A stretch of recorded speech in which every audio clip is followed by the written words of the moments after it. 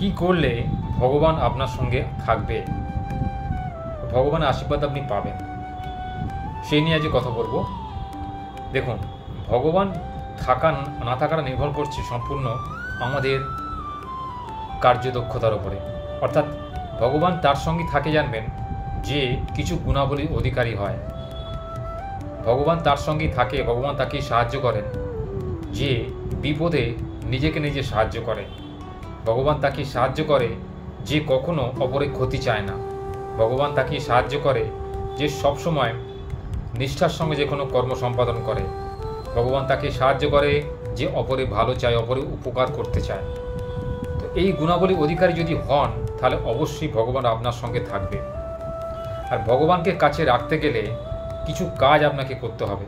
যেমন ধরুন, ভগবান যখন সবসময় কাছে থাকে, মানুষ সমস্ত বিপদ আপদ থেকে নিজেকে রক্ষা করতে পারে। একটা যেন অদৃশ্য শক্তি মানুষের ওপর ভর করে যে সে সমস্ত বাধাকে অতিক্রম করে সেই বিজয় মুকুটটাকে সে হাসিল করতে পারে। তাহলেই বোঝা যায় যে লোকটার সঙ্গে বা সেই ব্যক্তিটার সঙ্গে ভগবান রয়েছে। ভগবান কিন্তু সাক্ষাৎ সশরীরে মানুষের সামনে এসে প্রকট হন না তাকে দেখা দেওয়ার জন্য।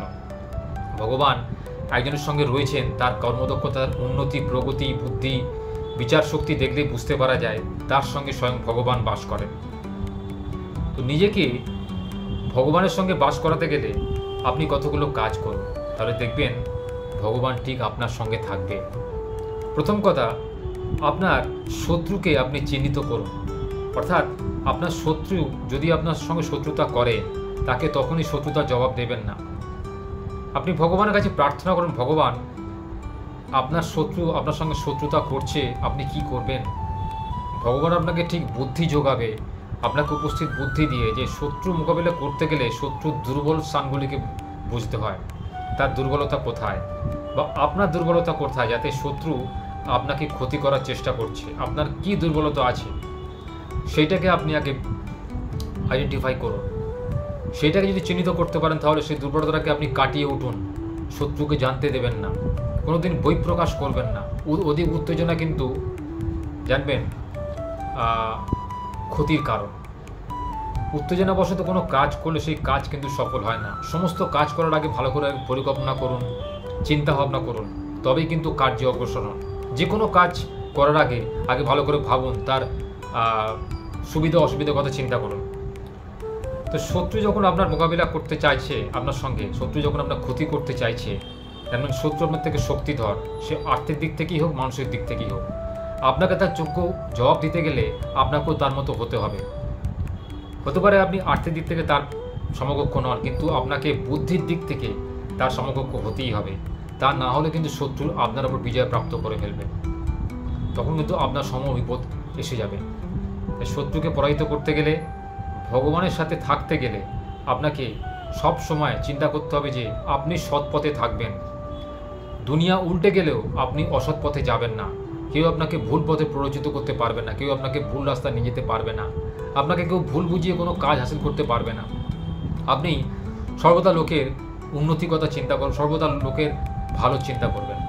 তাহলে দেখবেন ভগবান যদি আপনার সঙ্গে থাকেন, ঠিক দেখবেন যে কোনো লোক আপনার কোনো ক্ষতি করতে পারবে না। আপনার ক্ষতি করার আগে সে 5 বার ভাববে, চিন্তা করবে যে আমি যে আপনার ক্ষতি করব, বা আপনার যদি কেউ ক্ষতি করে, সে তো কারো ক্ষতি করেনি বা সে তো কারোর সঙ্গে কোনো খারাপ ব্যবহার করেনি, তাহলে আমি তার কেন ক্ষতি করব? তবে আজকালকার যুগ কিন্তু পাল্টে গেছে, আজকালকার যুগ কিন্তু কলিযুগ। এখানে জানবেন যারা খারাপ করার লোকে তাদেরই ভালো হয়, কিন্তু পরিণামে তার করুণ পরিণতি হয় সেটা পরে কথা। কিন্তু এখনকার মতো সে তো পার পেয়ে গেল, তাই বলে আপনি কিন্তু তার সঙ্গে নিজেকে গুলিয়ে ফেলবেন না। আপনি সবসময় চাইবেন যে আপনি যেটুকু পারেন লোকের বা কোনো জীবজন্তুর কোনো ক্ষতি করবেন না। দেখবেন ভগবান আপনার সঙ্গে সবসময় রয়েছে। আরেকটি কথা, কখনোই কারুকে অযাচিতভাবে মিথ্যে কথা বলবেন না। মিথ্যে কথা বলা খুব মহাপাপ। কারণে কখনো যে মিথ্যে কথা বলে, ভগবান তার সঙ্গে একদমই থাকে না।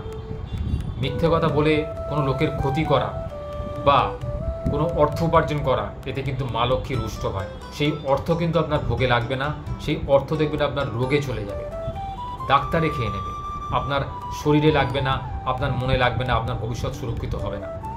তাই এই কথাগুলো মনে রেখে যদি আপনি জীবন যাত্রা নির্বাহ করেন, আমার বিশ্বাস আপনারা কিন্তু ভগবানের আশীর্বাদ অবশ্যই পাবেন।